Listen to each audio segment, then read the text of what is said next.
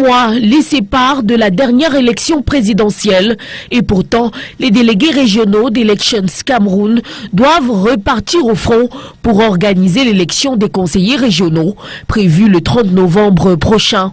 Selon les 10 responsables, globalement, l'organisation matérielle va à bon train à quelques spécificités près. Il est question pour nous aujourd'hui déjà d'harmoniser les différentes procédures, de voir à quel niveau se situe le fichier, de voir le nombre de bureaux de vote affectés à chaque région.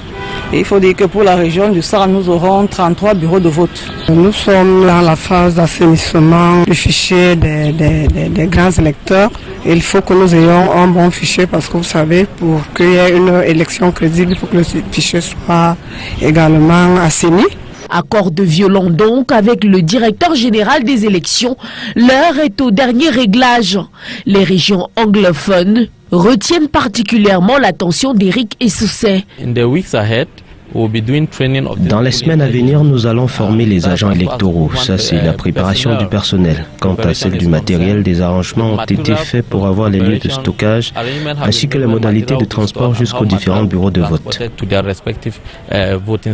Rendu à cette étape, le gros du travail est donc déjà fait. Nous avons le matériel, nous avons le fichier électoral qui est connu, nous avons des cartes d'électeurs que nous allons distribuer à partir de lundi. Les commissions qui organisent, qui accompagnent cette élection également seront constituées bientôt. Donc je pense que nous sommes fin prêts. Si Elecam se réjouit du travail effectué à l'occasion de la présidentielle du 2 octobre dernier, le rendez-vous du 30 octobre demeure un enjeu majeur pour l'institution qui compte tout mettre en œuvre pour bien coordonner les 2 collèges électoraux, à savoir conseillers municipaux et chefs traditionnels.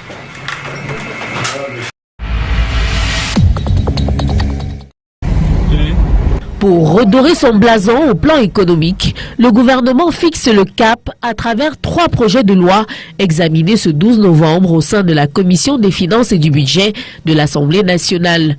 Les échanges visent d'abord le projet de loi de règlement pour l'exercice 2024, ensuite le projet de loi portant loi de finances pour l'exercice 2025 et enfin le projet de loi portant ratification de l'ordonnance du 18 juillet 2025 qui fixe les incitations à l'investissement dans le pays. Plusieurs innovations majeures ont été consacrées dans ce texte. D'abord, le référentiel unique. Les investisseurs ont dorénavant un seul instrument qu'ils peuvent consulter, c'est cette ordonnance-là. Deuxièmement, nous avons évidemment les critères d'éligibilité qui ont été rationalisés. Ces critères d'éligibilité ont été complétés par ce que nous appelons dorénavant les zones de développement prioritaires. Un aspect essentiel est celui du changement de paradigme en matière d'impôts. Nous passons de réduction d'impôts vers les crédits d'impôts, ce qui certainement va aussi améliorer l'impact de la dépense fiscale sur le budget de l'État et faciliter la mise en œuvre par les différentes régies en la matière. Le texte préconise aussi que dorénavant, les entreprises publiques soient aussi éligibles à ces avantages afin de rétablir l'équité dans un secteur concurrentiel.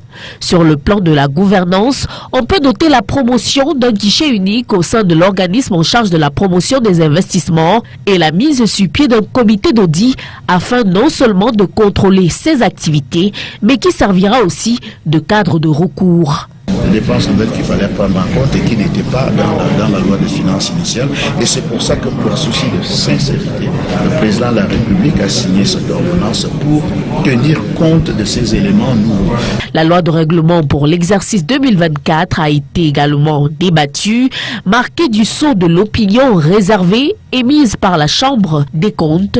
Le ministre des Finances explique qu'à ce moment-là, le Cameroun subissait encore la poussée inflationniste causée par les effets du Covid et la guerre russo-ukrainienne, une situation heureusement rattrapée par une relative stabilité des recettes internes ordinaires.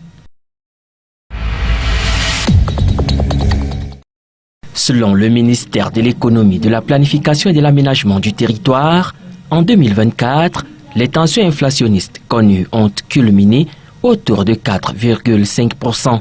ce qui s'explique par une hausse de 5,6% des produits alimentaires et une augmentation record de 12,3% des coûts de transport. Pour 2025, les perspectives ne sont pas alarmantes. La croissance du PIB réel est estimée à 3,9% en légère accélération par rapport à 3,5% enregistré en 2024. L'inflation devrait se situer autour de 3,5%. Ces données statistiques pouvant orienter les décideurs sur les champs d'intervention prioritaires ont été rendues publiques ce 13 novembre à Yaoundé à l'occasion de la tenue de la toute première session du Conseil national de l'information statistique, l'organe qui a vu le jour le 10 mars dernier par décret du Premier ministre chef de gouvernement a pour rôle d'informer le président de la République sur la situation statistique du pays. Et veille aussi à ce que les ressources budgétaires et celles des partenaires techniques et financiers soient mis à disposition pour que les différents acteurs puissent faire leur travail de manière convenable. La mise en place des politiques publiques devra dorénavant s'adosser sur des statistiques de qualité pour la planification, le suivi des projets de développement dans les domaines économiques, social et environnemental. A man identified as Abang Titus Fongo has been found dead inside his locked home in the Akon Lak neighborhood, Sangmilima in South region of Cameroon. What alerted neighbors is a strong odor and swarms of flies which began emanating from the house, prompting them to alert authorities. Depuis 3 jours, il appelle, ça ne passe pas. Depuis 3 jours, il appelle, ça ne passe pas. La fille est partie maintenant, guetter par la fenêtre. Elle a aperçu le pied du gars pour faire du cacao. Security forces and the public prosecutor went down on the site, and the remains were later removed and handed over to the family after the premises were disinfected. The corpse cannot travel. The state of that corpse cannot travel again. So the council will assist us as a family to bury the corpse in Salama. Mr. Fongo, believed to be in his 50s, had recently moved into the area and was not yet well known to his neighbors. He was last seen on November 6, and many initially assumed he had traveled to the area to purchase cocoa. The lady, they were walking together, started calling me on the cell phone that he is calling him, his number is ringing but he's not taking his phone. Right up to today. But the greatest surprise was that the lady went to the house and discovered that there is a padlock outside. Probably she called me and explained to me. I told her that if there's a padlock outside, which means he is not in the house, he will surely be somewhere. Maybe he has traveled. Let's keep on calling.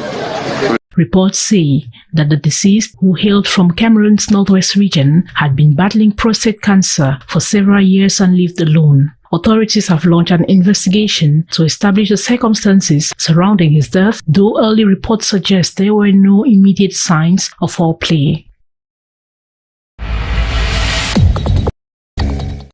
It looked like the filming of a movie, but it was in fact the reenactment of a chilling real-life crime. Authorities in Penka Michel, Menua Division, West Region reconstructed the events that led to the brutal murder of Kelly Mother by her ex-husband, Sylvain Songni. The domestic tragedy took place on Sunday, November 2 in the Balum community. Sylvain Songni, a man in his 50s, reportedly killed his former wife with a machete after a violent altercation.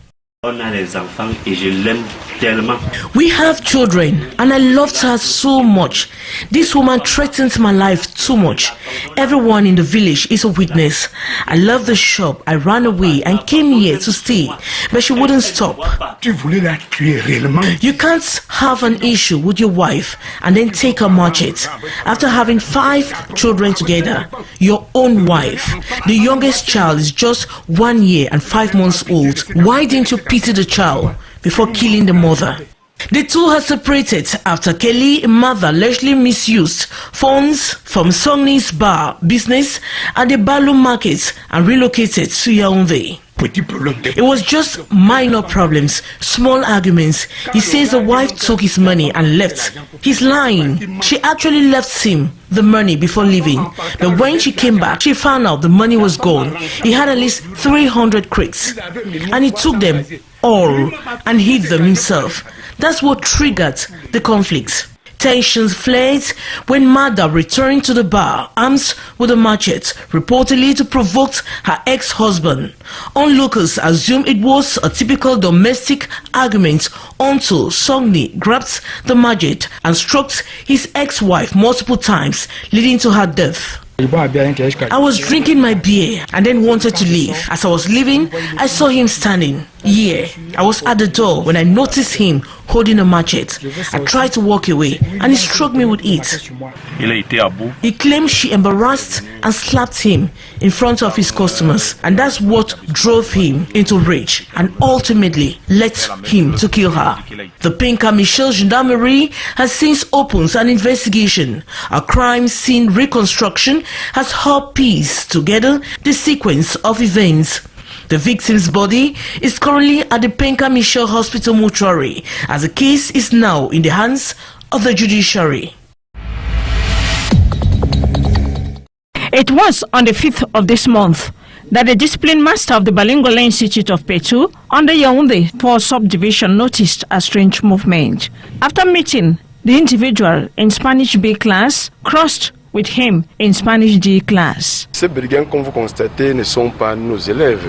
Ils mettent la tenue cependant et viennent nuire à la tranquillité de nos élèves. Questioning the student, he realized he's not one of them, though in uniform. He then alerted the gendarmerie. So we immediately rush and look into the situation. From there, we discovered that this particular student, they are having a gang that they operated together. Most of them are minors, and they have their way of belonging by force in any establishment of their choice. They go to tell us with different uniforms. They saw it and introduce themselves into different institutions. And when they go there, during break, they used to have the privilege to steal the student phones, take their pocket allowance, and so on, even sell them drugs. Though very young, they are experts in what they do. Starts as friendly case, goes into direct theft and all, making away with telephones, wristwatch, money, even school fees. Il lui a donné le téléphone. Après qu'il a pris, m'a demandé une somme d'argent. Il lui a dit qu'il n'avait pas. Il est sorti en courant avec. Il a fouillé mon sac, il a pris ma deuxième paire de verres avec ma montre. Une semaine après qu'ils ont volé mon téléphone, ils ont écrit à un ami et à ma tante demandant une rançon de 500 000. One search leads to another. Behind the gang we learned is one Koba, 16 years of age, but he is the head of the zone. Their hideout, where they consume drugs and harass and empty their victims of valuable belongings. We are calling upon the parents and the schools to be more vigilant. In case they notice this type of attitude in their school, they should make sure they call 113 for immediate intervention. This juvenile delinquency phenomenon is gaining grounds here in Yaoundé, as signaled by many other schools. The crisis is becoming more visible with each passing day. Housewives, restaurant operators, and vendors roam from one sales point to another, often in vain, searching for gas cylinders. I came to buy gas. It's been 2 weeks now that I haven't had cooking gas at home. Every time I come here, they tell me there is no gas. I came again today and they said there was no cooking gas. They asked me to come back at 11 a.m. but what arrived this morning is already finished. They received 300 bottles. It's 2 p.m. and all is gone. We are still waiting for gas from the supplier. The gas leaves SDP Douala for Bafoussam. That's where we see the marketer who decides when and how to load. It's been a while now. We don't have cooking gas. The unavailability of gas is driving up prices and making it extremely rare. Housewives cried out. The scarcity has led to a spike in the cost of gas, with consumers paying well above the official price where it's even available. The price hikes are hitting low-income households the hardest. We can't restore gas because it's both rare and expensive.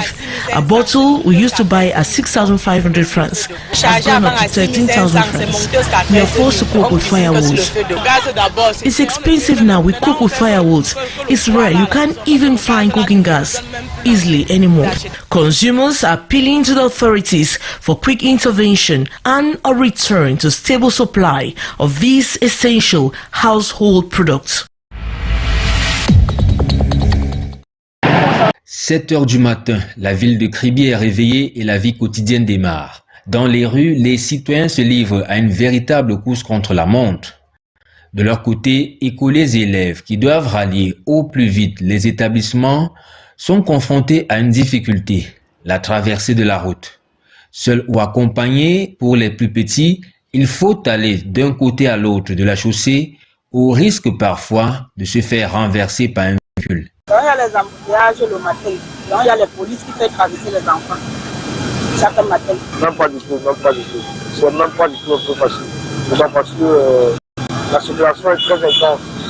Le matin, les motos ne vont pas permettre de traverser. Dans cet environnement, les piétons doivent affronter la densité de la circulation et l'incivisme de certains automobilistes, parmi lesquels des conducteurs de mototaxis. Ce n'est franchement pas facile parce que les mototaximans sont d'abord insolents, les mototaximans sont impatients, les mototaximans sont ce qu'on dit souvent, je m'en fous. Il est important de noter que dans la ville de Kribi, les voies de circulation manquent cruellement de signalisation. Les forces de police essaient tant bien que mal de juguler la situation en attendant que la cité saute de passages piétons, panneaux et feux de signalisation.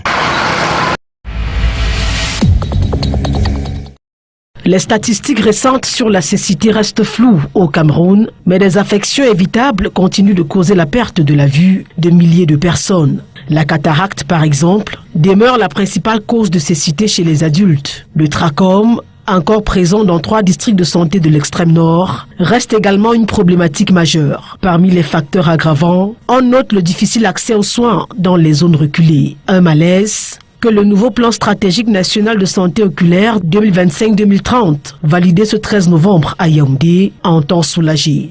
Les soins oculaires n'étaient pas universels. Ça veut dire que le villageois qui se retrouve en Ngelmandouka avait du mal à avoir les soins oculaires.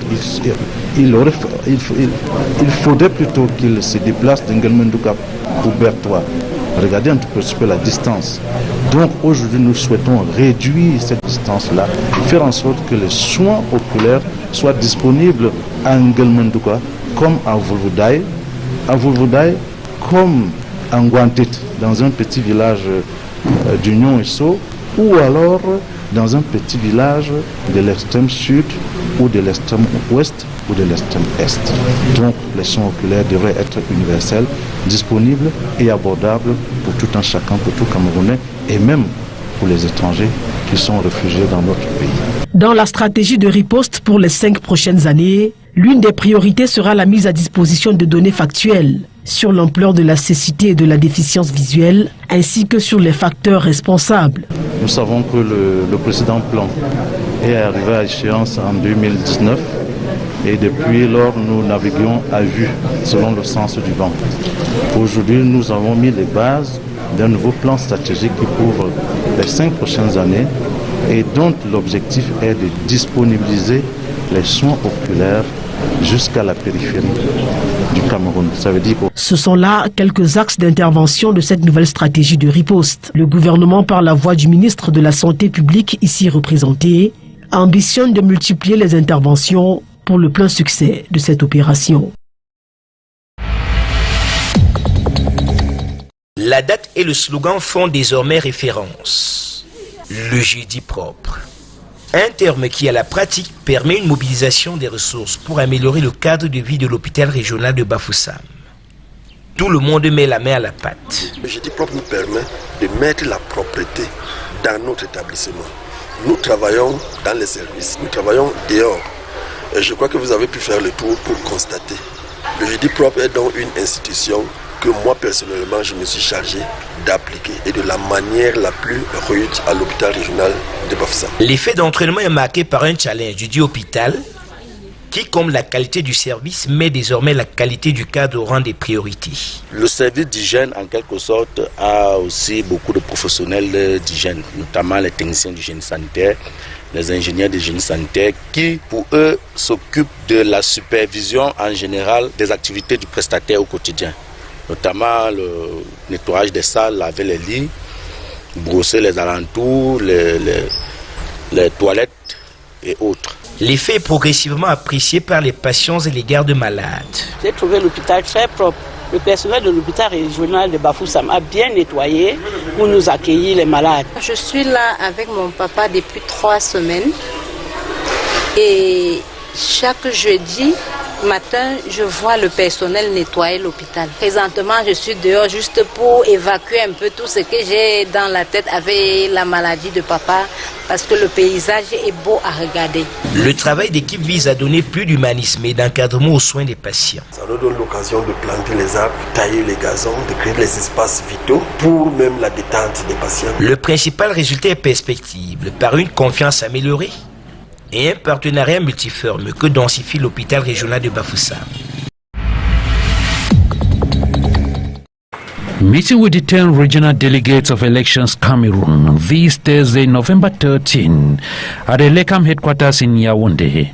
The Director General of Elections, Eric Esose, has 2 main items on the agenda: evaluating the organization of the October 12 presidential election and planning for the November 30th regional polls. Despite the rumors of numerous irregularities in some parts of the country, Elecam expresses satisfaction for a job well done. We are very satisfied for what we have done for the presidential election of 12 October 2025.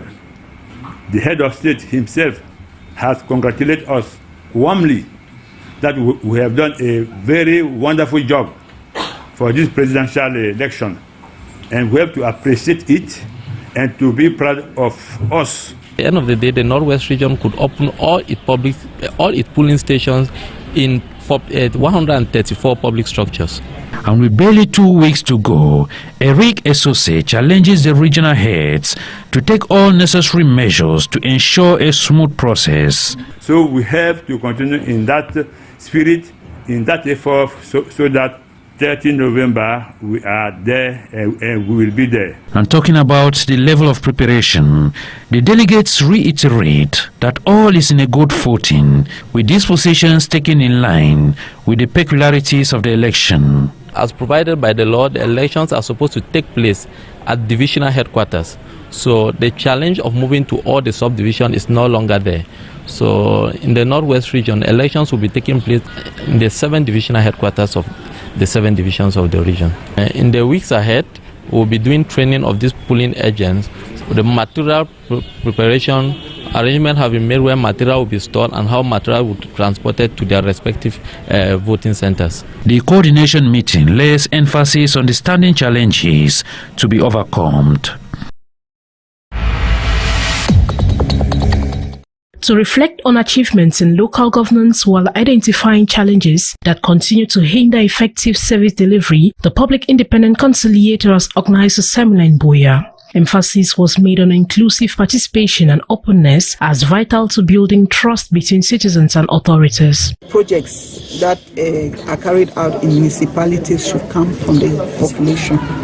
So these village committees, I encourage that mayors should work with them so that during the budget session, the representatives of the different village neighborhoods committee can bring projects that they think will impact them.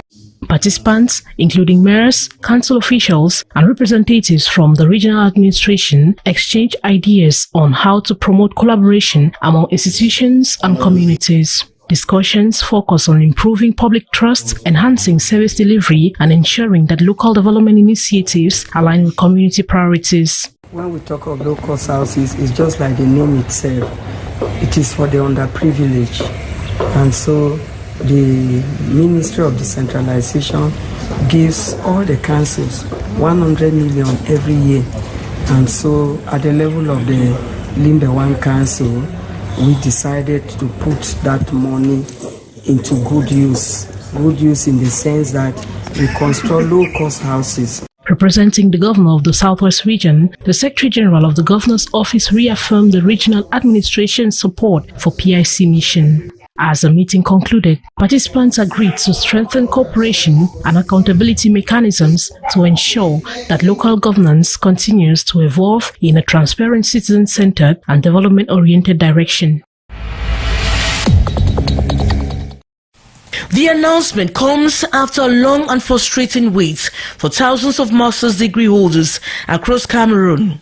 Since 2022, access to doctoral programs had been suspended, leaving aspiring researchers into limbo. The absence of functioning doctoral schools not only stalls academic careers but also weakens the capacity of universities to renew teaching and research staff. With the president's decision, hope is returning to campuses.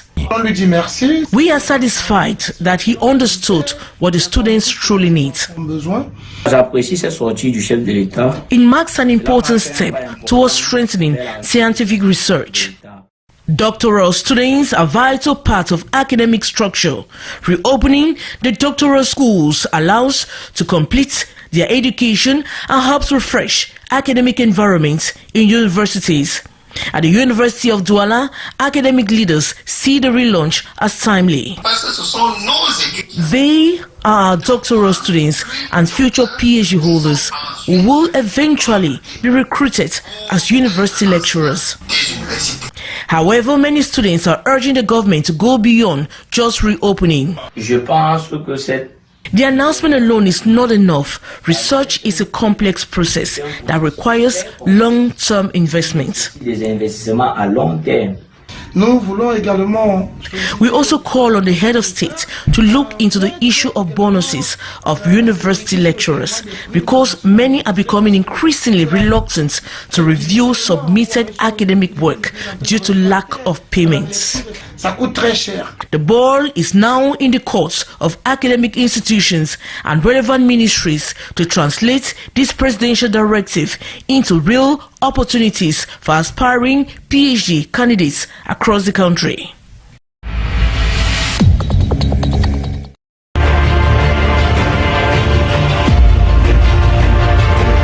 Le Cameroun défie ce soir la RDC pour une place en finale des barrages du Mondial 2026. Un duel à haute intensité entre deux géants d'Afrique sans droit à l'erreur. Le rêve mondial se joue dans un véritable combat de fauves. Les deux formations n'ont pas pu se qualifier directement pour la Coupe du Monde parce qu'ils étaient dans deux beaux groupes.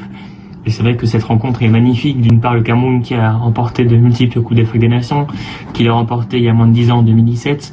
Et d'autre part, le Congo qui était la surprise, en tout cas l'une des grosses surprises de la dernière CAN, avec cette demi-finale perdue face aux éléphants de Côte d'Ivoire. Enfin voilà, c'est un grand match qui nous attend entre le Congo et le Cameroun, avec deux équipes assez équilibrées. Alors c'est opération rachat, opération revanche pour les Lions indomptables du Cameroun, qui devront redorer notre blason.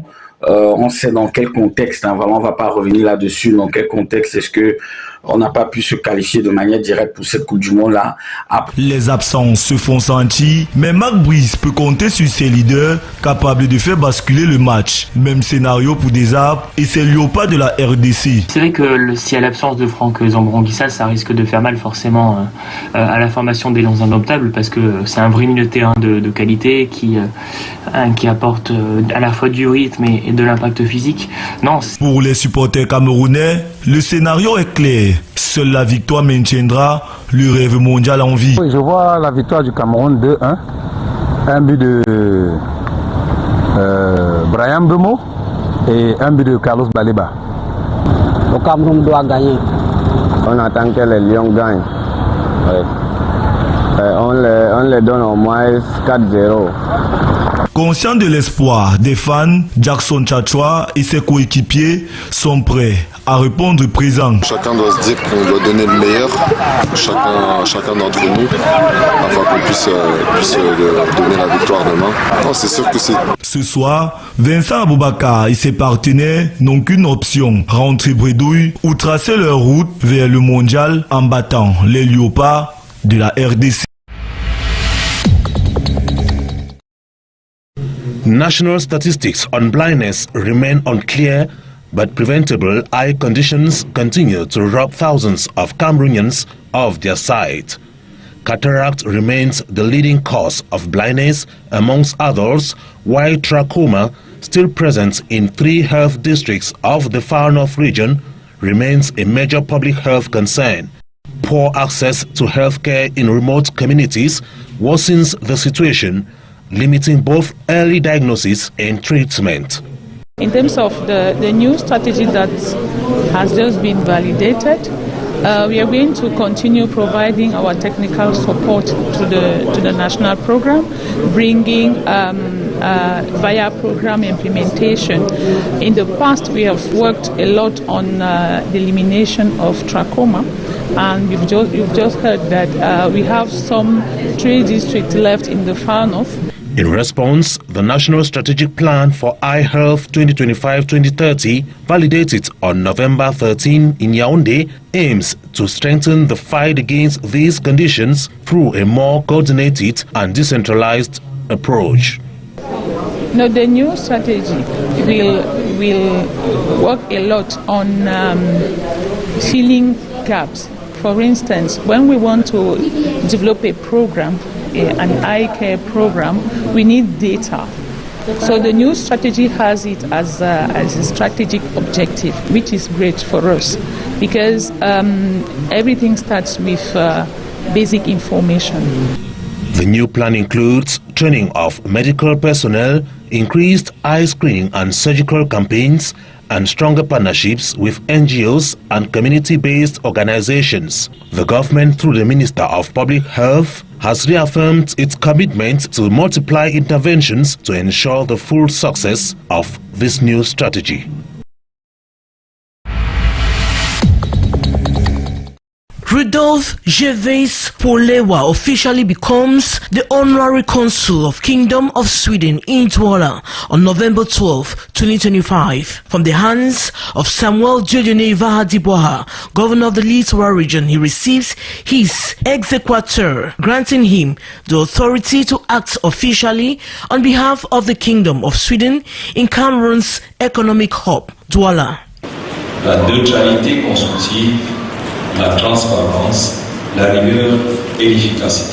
Once installed in the presence of authorities and members of the diplomatic corps, Polewa is reminded of his responsibilities and duties as honorary consul. A helping hand for Sweden in Cameroon on a formalized way, because we've had some contacts before, and now we will have the opportunity to have a direct contact with the authorities. And then, of course, I will be the contact person for a lot of Swedish companies, both the Swedish companies that are based in Cameroon and Swedish companies that are not based in Cameroon.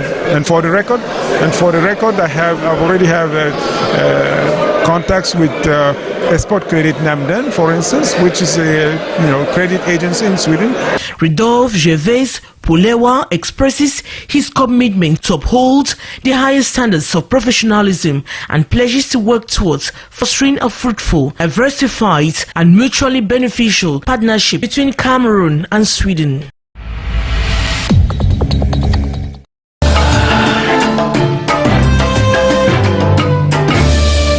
La France se souvient. Le 13 novembre marque le 10e anniversaire des attentats de Paris et de Saint-Denis qui avaient coûté la vie à 130 personnes et blessé plusieurs centaines d'autres. Dès ce matin, plusieurs cérémonies officielles se sont tenues sur les lieux des attaques, au Stade de France, au Bataclan et sur les terrasses des cafés parisiens frappés ce soir-là. Le président de la République française, accompagné de membres du gouvernement et des familles des victimes, a rendu hommage à la mémoire des disparus. Une minute de silence a été observée dans un climat d'émotion et de recueillement. 10 ans après, la blessure reste vive, mais la France continue d'affirmer son attachement à la liberté et à la vie face au terrorisme. Un moment de mémoire, de douleur, mais aussi de résilience. En Ukraine, 2 ministres ont présenté leur démission sur fond de scandale de corruption. La ministre de l'Énergie, Svitlana Grynchuk, et le ministre de la Justice, German Galutchenko, ont quitté leurs fonctions le 12 novembre, quelques heures après que le président Volodymyr Zelensky a exigé leur départ. Selon la presse ukrainienne, un vaste réseau de corruption aurait détourné des fonds destinés à la reconstruction énergétique du pays. Le président Zelensky promet une enquête complète et des sanctions exemplaires, réaffirmant que la lutte contre la corruption reste une priorité nationale. Mais cette affaire fragilise un gouvernement déjà éprouvé par la guerre et les tensions internes. Au Soudan du Sud, le président Salva Kiir a limogé son vice-président Benjamin Bolmel, par décret sans explication. Nommé en février, Bolmel était considéré comme un allié proche et un possible successeur. Le chef de l'État a également ordonné sa radiation du SPLM et sa rétrogradation de général à simple soldat. Une décision spectaculaire qui intervient dans un climat de tension politique lié à la succession du président et à la mise en œuvre fragile de l'accord de paix de 2018. Aucun remplaçant n'a encore été nommé. À Accra, la capitale du Ghana, une bousculade meurtrière a fait au moins 6 morts et plusieurs blessés lors d'une session de recrutement de l'armée. Le drame s'est produit au stade El Wak, où une foule compacte de candidats tentait d'accéder au lieu pour participer aux épreuves de sélection. Vers 6h30, plusieurs jeunes auraient forcé la porte principale, provoquant un mouvement de panique. Les blessés ont été évacués vers l'hôpital militaire 37 et le recrutement a été immédiatement suspendu. Les forces armées ghanéennes ont exprimé leur tristesse et présenté leurs condoléances aux familles des victimes, promettant une enquête sur les circonstances du drame.